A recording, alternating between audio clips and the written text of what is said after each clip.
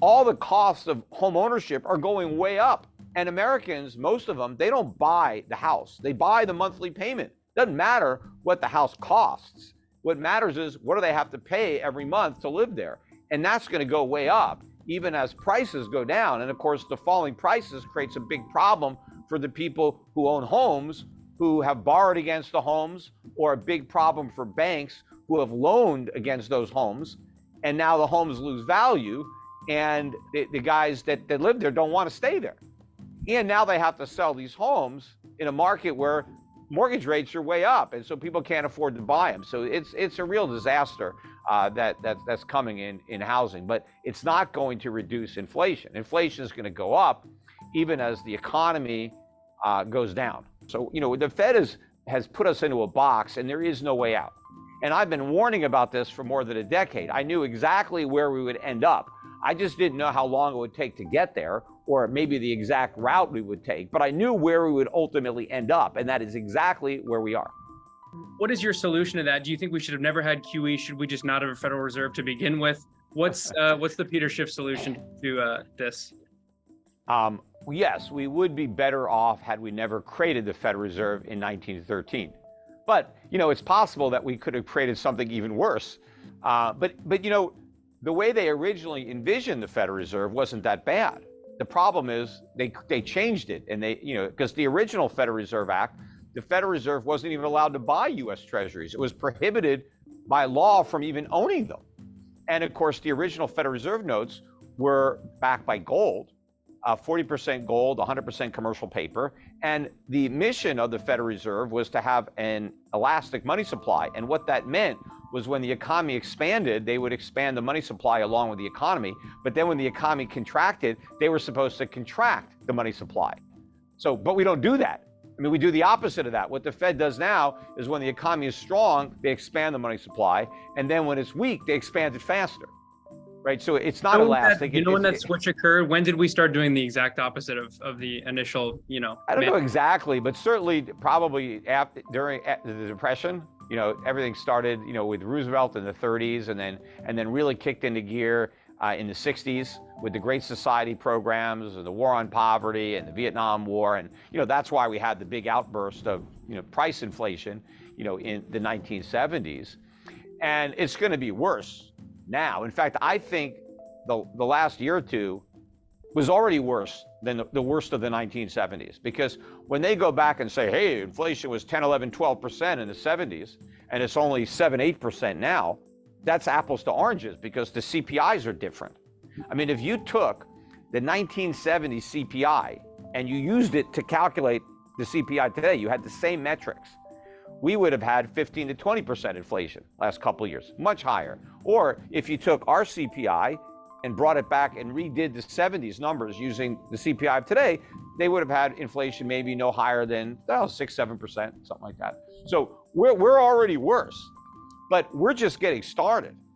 And you remember, the way they were able to bring that inflation to an end was Paul Volcker in 1980, who allowed real interest rates to get to a positive 6 or 7%. The highest inflation got was 1981 at 13.5 by CPI, and we had interest rates at 20. We're nowhere near there. We're still got interest rates half the inflation rate. And where's the cuts to government spending? You're not going to rein in inflation without getting to the source of inflation, which is government deficit spending. We just passed this omnibus Freudian slip, omnibus spending bill. That's all financed by inflation. You can't fight inflation and create inflation at the same time. So I don't see any end in sight to the inflation spiral that's only now just getting started. And that's why it's so important that people act to protect themselves, because the vast majority of people are going to get eviscerated by what really amounts to a tax. This is how the government is paying for all the programs, all the spending. We're not getting anything for free from government. Everything government gives you costs money. And the way most people are going to pay for the cost of government is through higher prices. And we've only seen the beginning of the price increases that are coming. So you mentioned the importance of fiscal spending there, and the Great Society, LBJ's big welfare push being partly to blame for the inflation, and then Reagan's welfare cuts helping to rein it in. So let's say Jerome Powell, holds true and keeps raising interest rates, but then President Biden, continues various stimulus programs, unemployment, welfare things. In that sort of scenario, could you get rising inflation, rising CPI, despite interest rates also rising, given what the fiscally what. Sure. Again, remember, interest rates are another price too. I mean, if I'm a business, I've got raw material costs, I got labor costs, I got rent, and I got interest if I've borrowed money. And as my interest rates are going up, I mean, that's another cost that I'm going to look to pass on to my customers through higher prices. So all else being equal, rising interest rates are adding to the inflation problem. The way rising interest rates are supposed to slow inflation is by slowing spending and increasing savings. That's what has to happen. But that hasn't happened. If you look at consumer consumption patterns, they're spending like crazy. The savings rate is near an all-time record low. It has collapsed. And credit card debt, mortgage debt, auto debt, student, all-time record high. So the rising rates have done nothing to alter consumer behavior. And so they're going to do nothing to bring down inflation. The only thing that's happened is we've had a pullback in commodity prices, oil prices, other things that moved up the most, the quickest, they've pulled back.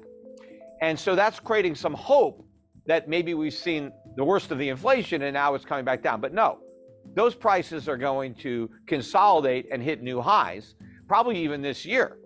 And the other thing that's causing some hope is that real estate prices are finally coming down. But that doesn't matter, right? Real estate prices are not even part of the CPI. What's part of the CPI? Owner's equivalent rent. So, and that still has a long way to go up.